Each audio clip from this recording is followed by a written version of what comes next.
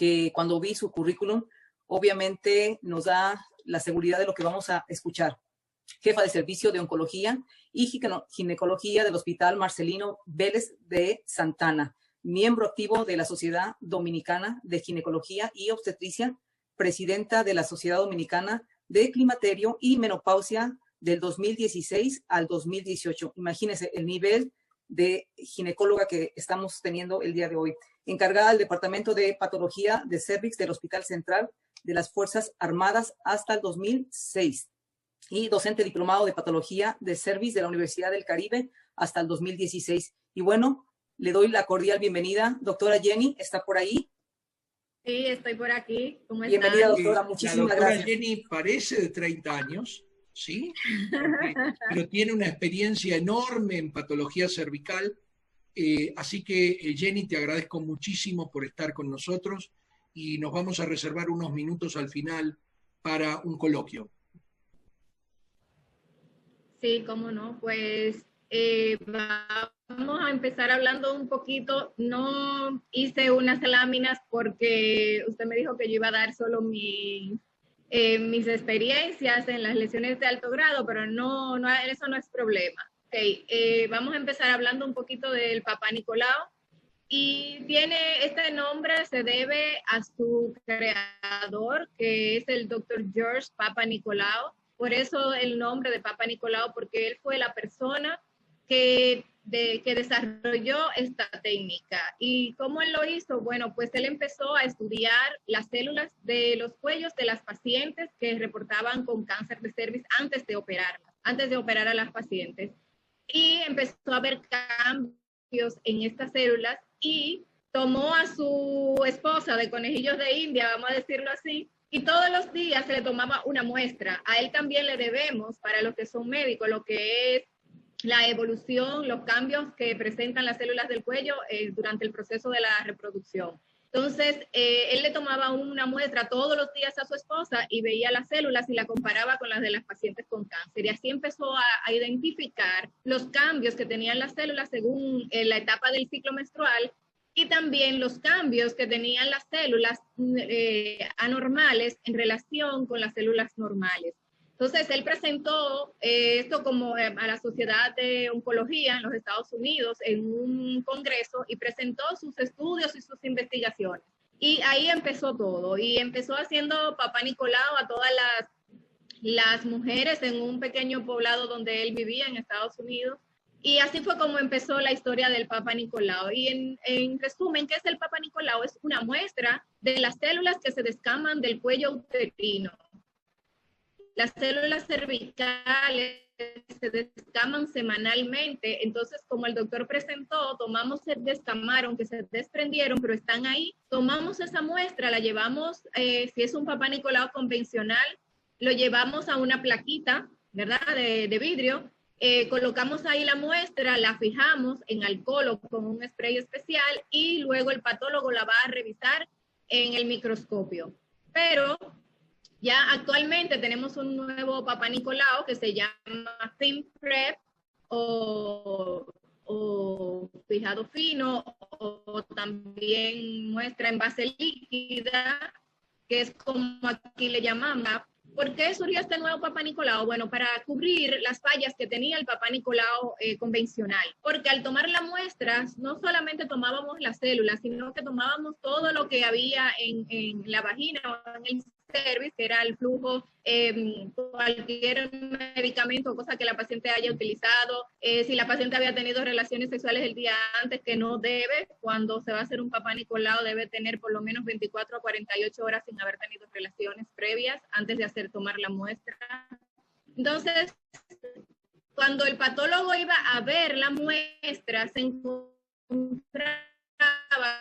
con todo aquello y tenía, entonces, no encontraba las células con las características anormales, porque recuerden que es simplemente recoger células que se descaman. Entonces, había un alto porcentaje de error, que podía ir desde un 15 hasta un células anormales, que reportaran que no tenía células anormales, que todo estaba bien. Entonces, por eso surgió el Papá Nicolau en base líquida. ¿Y cuál es la diferencia? Bueno, las muestras se toman igual, pero en el base líquida uno deposita la muestra en un líquido especial. Luego este líquido se lleva al laboratorio, a una centrífuga, donde van a separar todo lo que no es célula y solo van a tomar las células, las van a colocar en el portaobjeto, la laminilla de cristal, y entonces ahí el patólogo solamente va a tener sus células y va a ser más fácil para él observar cualquier anormalidad que haya en estas células. Y también los equipos actuales hacen también una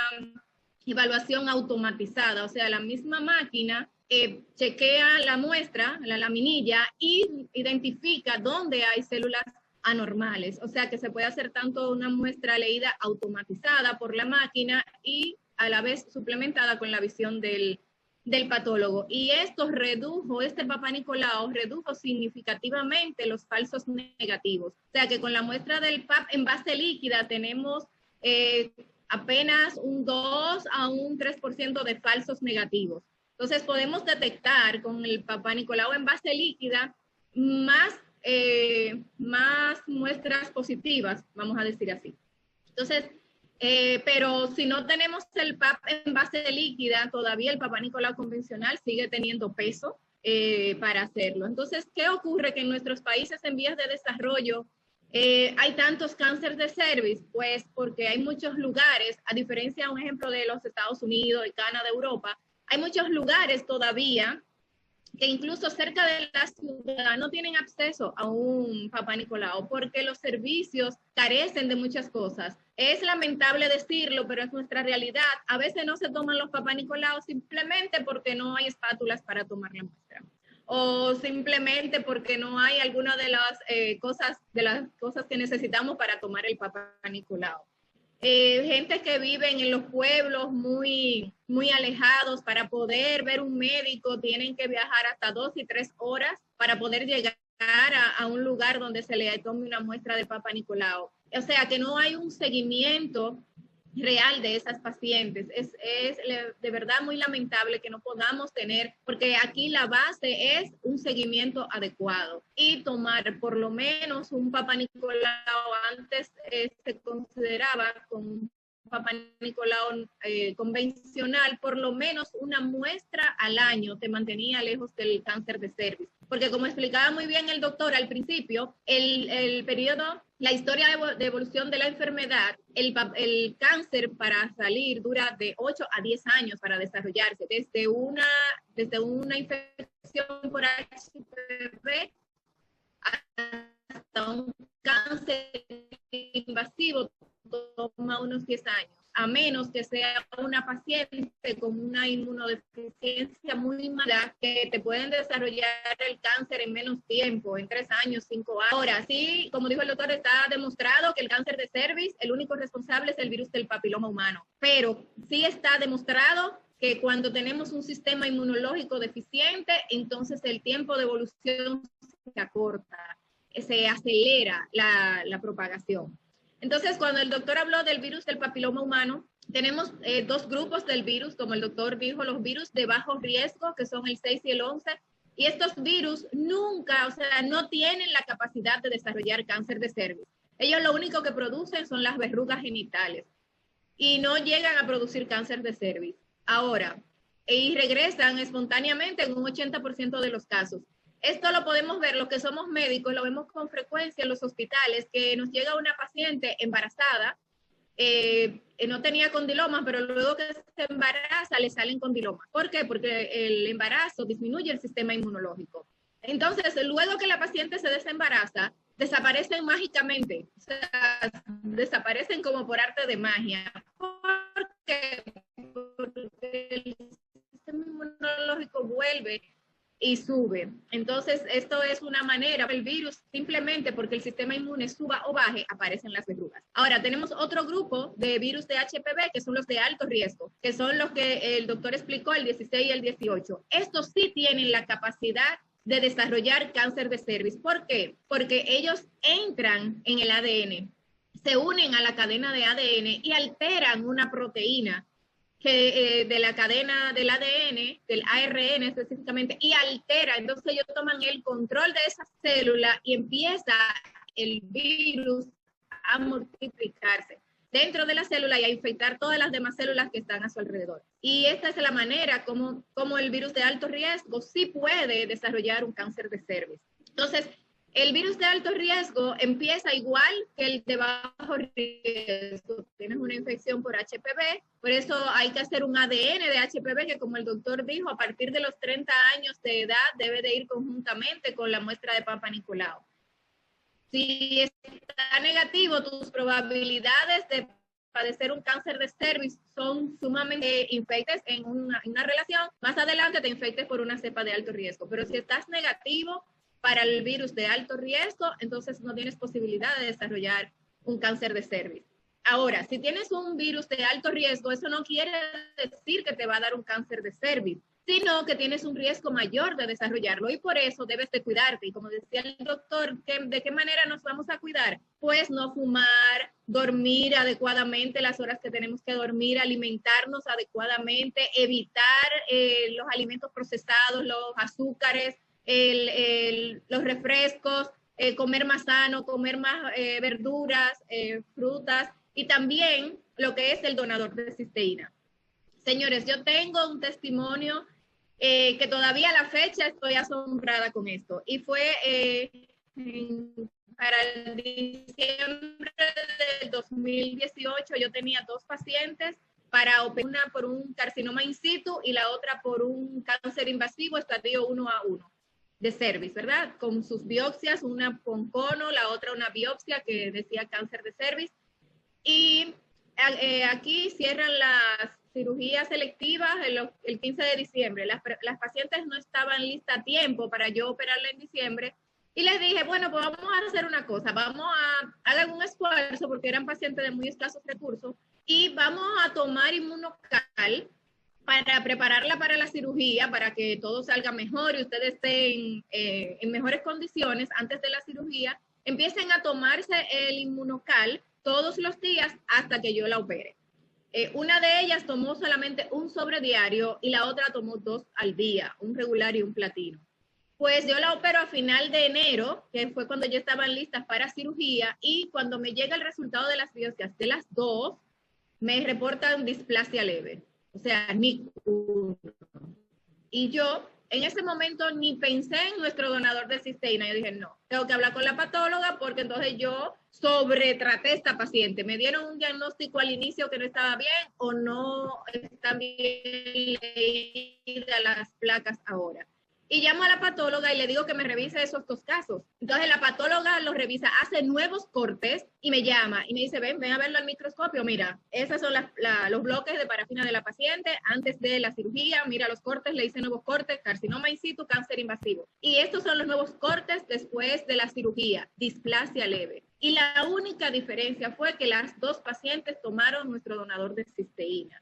O sea, porque está demostrado que el cáncer de cervix se presenta con mayor frecuencia en pacientes inmunosuprimidas y el virus del papiloma humano se activa cuando hay una inmunodeficiencia, o sea, cuando el sistema inmunológico está bajo y mucho más si el paciente fuma, si la paciente lleva una vida desordenada.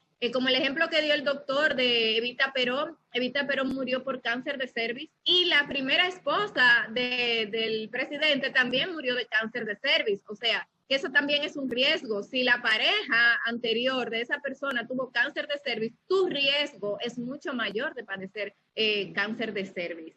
Y es así como ocurre todo esto. Realmente también tenemos muchísimos testimonios, tenemos también otra chica en nuestro equipo que tuvo un cáncer de cervix, ya incluso le dieron radio, quimio, y con tomar nuestro donador de cisteína, actualmente está libre de cáncer, preservó su útero y en el día de hoy está disfrutando de una hermosa bebé que tiene. Así que realmente yo los invito a que se den la oportunidad de investigar y de qué se trata todo esto y que el sistema inmunológico es indispensable para todas las enfermedades, no solo para el cáncer de cervix. Tener un sistema inmunológico óptimo es indispensable para mantenernos saludables.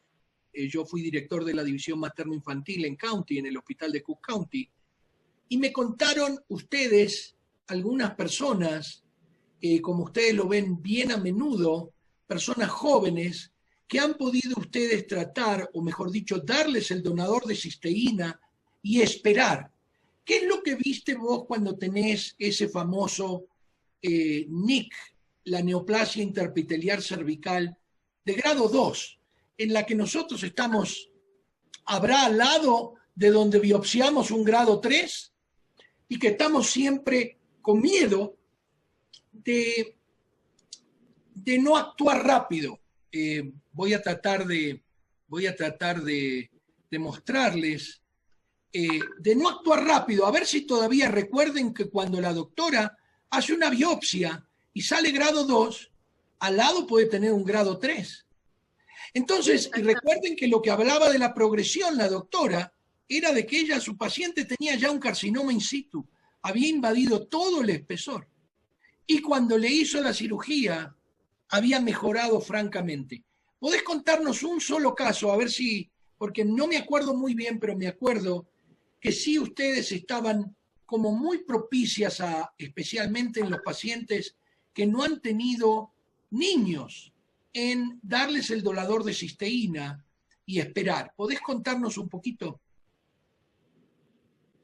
Sí, un ejemplo, si soy yo, ¿verdad? Que hice la colposcopía, que he hecho el Papá Nicolau y todo, porque me confío de mis ojos, si yo estoy que le estoy dando seguimiento y todo, hay pacientes, porque el cuello a veces de las pacientes que nunca han tenido hijos tienen un cuello muy, muy pequeñito, que si le hago un cono prácticamente le voy a amputar el cuello del útero. Entonces, ¿qué yo hago? Le doy seguimiento, la pongo con el donador de cisteína, mínimo 4 sobres diarios, y luego le hago sus controles, su Papá Nicolau, su ADN, y realmente he tenido resultados increíbles de que las lesiones se regresan y bajan hasta displasia leve. También en pacientes que me han quedado con bordes positivos luego de haber hecho un cono, la pongo con el donador de cisteína y en los seguimientos, cuando volvemos, las lesiones desaparecen y tomamos nuevas biopsias y está todo negativo.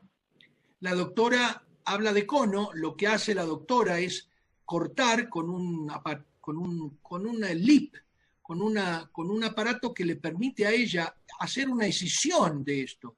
Por eso la doctora decía que en una mujer que tiene esto y que le sale grado 2 o 3, habría que ponerlo con el filtro verde para ver cómo son estos vasos sanguíneos, pero cuando le sale no siempre puede sacar toda la lesión. Y muchas veces al darle el donador de cisteína, la lesión que quedó regresa, cosa importantísima para no tener que volver a operarla. Te agradezco mucho, Jenny, y si te quedas un minuto.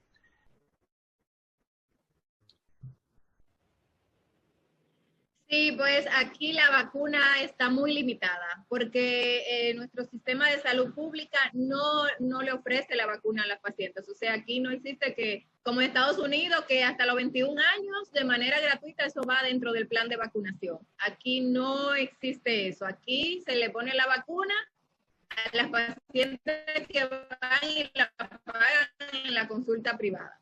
Entonces, realmente necesita la vacuna, no la está recibiendo. Ahora, es importante vacunar a todas, o sea, vacunar a los pacientes, y la edad de vacunación es tanto niñas como niños desde los 9 años de edad.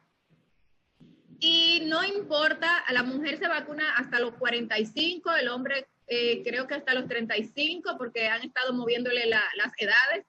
Y no importa si ya ha dado positivo para el virus del papiloma humano. ¿Por qué? Porque si ustedes pueden ver, una persona se puede reinfectar muchas veces por el virus del papiloma porque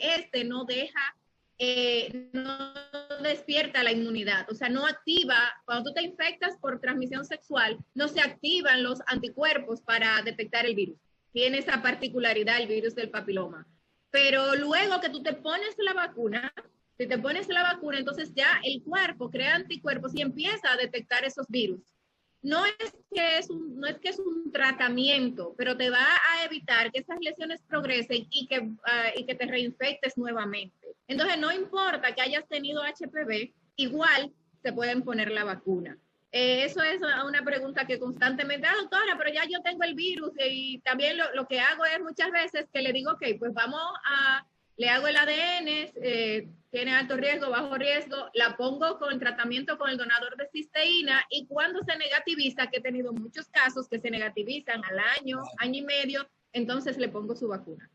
Esa es una manera, pero igual también, aún estén positiva, le pongo su vacuna, porque los estudios a nivel mundial demuestran que las lesiones regresan de manera más rápida cuando, aún teniendo el virus, se ponen la vacuna. Exactamente, poco actualizado lo que encontré en Wikipedia, etcétera, por eso no lo puse. Todavía está el Papa Nicolau anual. Me imagino yo que es bien importante entonces, en todos estos países, en Estados Unidos, hasta los 26 años podés justificar dar la vacuna. Después de los 26 cuesta unos $360 a $120 por dosis, cosa que es un problema también para nosotros, a pesar de que... Sí, hasta entre 7,000 pesos, 10,000 pesos, dependiendo del médico que la coloque. Claro. Eso sería 150, 200, $250. Wow. Exactamente, y es bien importante. Entonces, ahora sí, ¿qué es lo que hago yo? Bueno, para mí, hasta que aprendí del donador de cisteína y la importancia, no solo en el caso de los precánceres de cuello uterino, por eso puse esto de la vacuna. Hay una tendencia en el mundo, debido a esta vacuna, hay una tendencia en el mundo de pensar que en algún momento se va a poder erradicar el cáncer de cuello uterino. Esto va a ser muy difícil porque es muy cara la vacuna. Las vacunas no están en muchos países accesibles y solamente se las dan las personas que pueden pagar.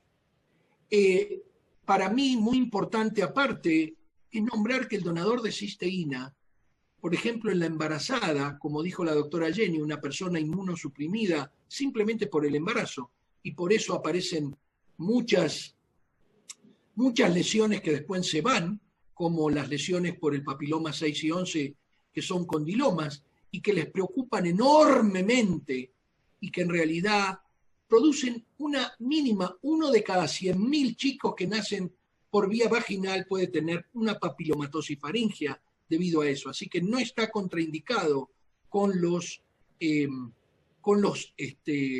condilomas, con esas verrugas vaginales, no está contraindicado el parto vaginal. Sí, pues mire, aquí realmente en mi equipo y en toda la organización aquí en República Dominicana hay muchos médicos ginecólogos y tenemos cantidad de testimonios en lo que es retraso del crecimiento intrauterino. Es una cosa asombrosa cómo en una semana tú ves la diferencia en la recuperación de peso del bebé. Igual en las pacientes con oligoamnio, o sea, disminución del líquido amniótico, que realmente uno nunca ve así un cambio significativo. Y hemos tenido yo y las ginecólogas aquí, lo usamos mucho en esos casos, porque en una semana se ve la diferencia. En una semana, usando nuestro donador de cisteína, podemos pasar de un oligoamnio moderado a tener niveles normales de líquido amniótico. Y actualmente, si buscan en PubMed, pueden encontrar cientos de artículos que están relacionados con que la disminución del glutatión está relacionado con infertilidad, está relacionado con la preeclampsia, con la diabetes. Tenemos también testimonios de pacientes embarazadas diabéticas, que son simplemente agregarle el donador de cisteína. Estas pacientes han controlado su diabetes gestacional, igual la preeclampsia, o sea, tenemos una maravilla. Me puedo pasar el día hablando de los beneficios que hemos obtenido en nuestras pacientes con el donador de cisteína. Isamar, correcto. Me pregunta si una persona sufre hace más de 7 años endometriosis con 2 cirugías, ¿tiene más riesgo de sufrir cáncer de cuello? La respuesta es no, pero sí le puede servir el donador de cisteína. ¿Te parece bien la respuesta, Jenny? Sí. También vi una pregunta que hablaba que si ya inició las relaciones sexuales, que si podía ponerse la vacuna. Claro que sí, se puede poner la vacuna y va a estar más protegida, porque todo el que tiene relaciones sexuales tuvo, tiene o va a tener en algún momento una infección activa por HPV. Perfecto. Mi esposa no tiene ya matriz, sus ovarios sí. La pregunta es para ella, ¿es necesario practicarse el estudio de Papa Nicolau? No, si la histerectomía fue total, o sea, la matriz fue total, y si nunca tuvo Papa Nicolau, no se debió a que le hicieron una extracción de la matriz debido a un precáncer de cuello uterino. Si sus Papa Nicolau eran normales y se debió a otra cosa, no hay ningún problema, no necesita hacerse el Papa Nicolau. Si la persona le hicieron una histerectomía debido a un precáncer de cuello uterino avanzado, sí debe seguir Papa Nicolau. Muy bien, Jenny aprueba. Hoy en Seguridad Social Española realizan Papa Nicolau solo hasta cierta edad. No sé exactamente hasta qué edad, lo dije, 65 años, el American Cancer Society, la sociedad, el American Society of Colposcopy, la Sociedad de Patología Cervical Uterina y Colposcopía, y la de Patólogos Clínicos recomiendan hasta los 65 años. Dice, ¿hasta qué edad? Pero después de superar la menopausia, de nuevo 65 años. El sistema inmune con la edad se debilita y el HPV no se supera, sino que se desactiva. ¿No corren más riesgo de sufrir lesiones y cánceres mujeres de avanzada edad? Muy bien, acá voy a dar la primera parte y seguro Jenny va a completarla. Si vos te infectás, tenés los últimos 3 Papa Nicolaos normales y pasás los 65 años, quiere decir que no te vas a infectar. Y si te infectás, vas a tardar entre 10 o 15 años en desarrollar. Y la idea es que no vale la pena someter a la señora a constantes Papa Nicolaos cuando la posibilidad de prevenir un cáncer es muy baja, debido a que va a tener precánceres, pero no va a llegar a desarrollar cáncer. Si querés ampliar, Jenny. Sí, exactamente. Las estadísticas demuestran que es muy raro después de los 65 años un cáncer de cervix, de cervix o de cupular. A menos que esa paciente haya padecido de lesiones precancerosas, entonces pudiera tomársele, y si es una persona que tiene una condición, entonces cada 3 años, así, un Papa Nicolau. Exactamente, o sea, se termina a los 65 años siempre y cuando no ha tenido Papa Nicolaos o colposcopías anormales. Dice Aurora Castillo, si se puede aplicar, de hecho, yo me puse a los 36 años, exactamente. Hay personas que se la ponen más tarde, la felicito, y tiene que tomar el donador de cisteína. Cuando tiene virus del papiloma humano, ¿cuál es la dosis correcta de tomar del donador de cisteína, ya que tengo una lesión NIC2? Adelante, Jenny, vos sos la experta. NIC2. Sí, bueno, si tiene una lesión de NIC2, entonces lo recomendable es finados, porque hay una presentación regular y una en platino. Entonces debe tomar un regular y un platino antes del desayuno, un regular y un platino antes de la comida o la cena. Perfecto. Última pregunta para contestar, que dice que ¿cuál Papa Nicolau recomienda, el tradicional o el base líquida? Realmente el base líquida, porque es que el base líquida cubre las deficiencias que tiene el Papa Nicolau convencional. Si ya tenemos algo mejor, ¿por qué?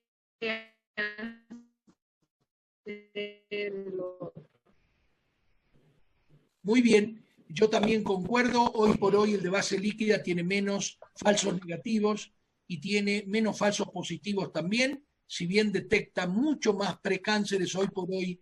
Ese precáncer, aunque sea CIN1 o NIC1, a uno nos permite tanto dar el consejo de qué es lo que se debe, dejar de fumar, etcétera, etcétera, y tomar el donador de cisteína.